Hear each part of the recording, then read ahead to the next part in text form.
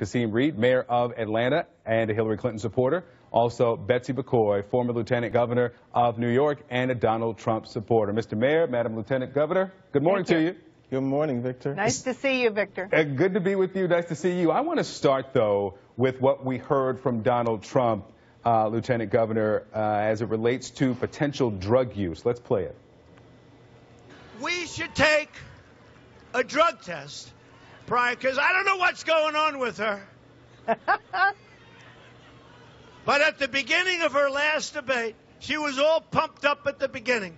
And at the end, it was like, oh, take me down. She could barely reach her car. 10 seconds.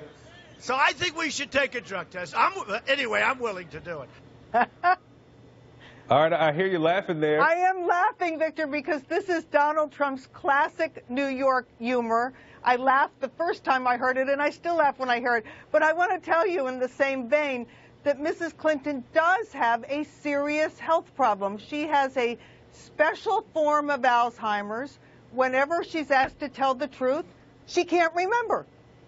Okay, so when you're standing in Portsmouth, and a state that has such a challenge with a drug problem, and you call it his New York humor. It was New York humor. I think you're slanting to make it sound like it's disrespectful of the people of Portsmouth, but in fact... And you don't find anything wrong with a presidential candidate claiming that his opponent was high during the debate. It was a joke. And he was talking to the half of the nation, the deplorables, and they thought it was very funny. Mr. Mayor?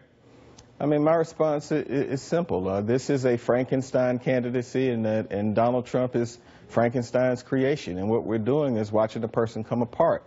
And fortunately, we have less than 25 or 26 days left to go, and we're going to put this Frankenstein to bed. So Donald Trump should do all of the talking that he wants to do, because the bottom line is the only folks he's really speaking to is his base.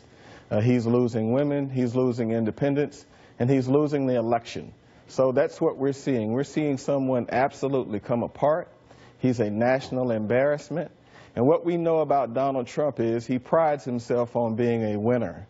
Well, he's going to lose on the biggest stage in the world because of his behavior towards women, and because of his behavior in the debate. So let's bring these numbers in. You say that he's going to lose, and we put him up earlier, that this new ABC News Washington Post poll has him just 4 points behind Hillary Clinton, but the margin of error there is 4 points, so it's statistically tied. Now, we know Fox has Clinton 7 ahead, NBC Wall Street Journal has her 9 points ahead, so we'll see if this is an outlier or a trend, but it shows here that the numbers are the same as they were before the convention, and I'll ask you, Mr. Mayor, first, and then to you, Lieutenant Governor, if you say he's going to lose, where's the evidence of that, at least in this poll, in the national numbers? Sure. And let's put up what has happened since July as you give your answer there. Okay.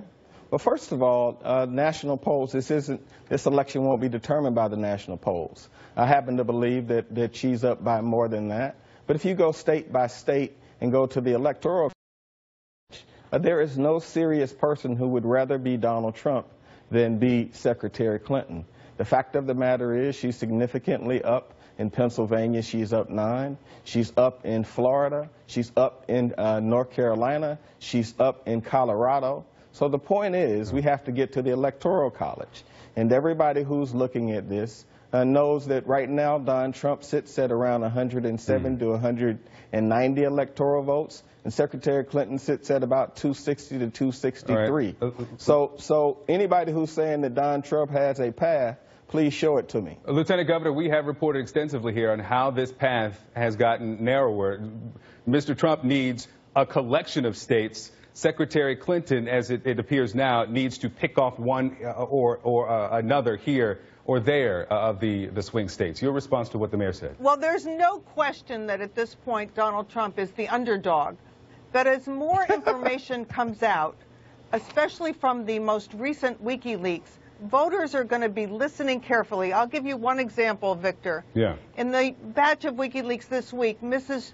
Clinton is shown supporting, behind closed doors, totally open borders and unlimited immigration. She said that in a speech to a Brazilian bank.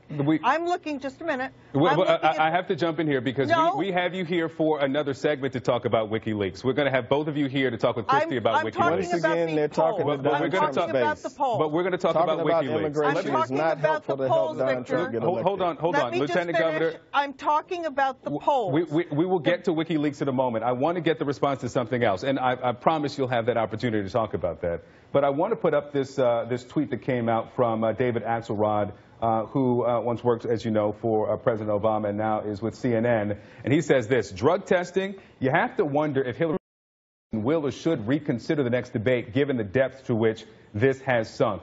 Quickly, we don't have much time, but Mr. Mayor, what do you think about that potential that Hillary Clinton will or should reconsider the third debate? Well, that's why people in America believe that Donald Trump is unfit to be president of the United States, and that's why he is losing this election. He's down in Michigan. He's down in Florida. But should she reconsider the third debate? No, she needs to go forward with it.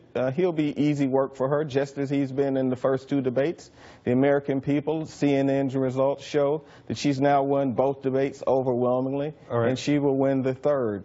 I think it would be a very smart Frankenstein move for her debate. not to show up for the third debate, because she's got a lot of answering to do about what came out in the WikiLeaks this week. And All right, Donald Trump has to answer the 9 women who've accused him of sexual assault. We will talk about all that. I bet you do. I bet you do. We got to wrap it here. We'll have you both back to talk about the WikiLeaks and the hacking of John Podesta's emails.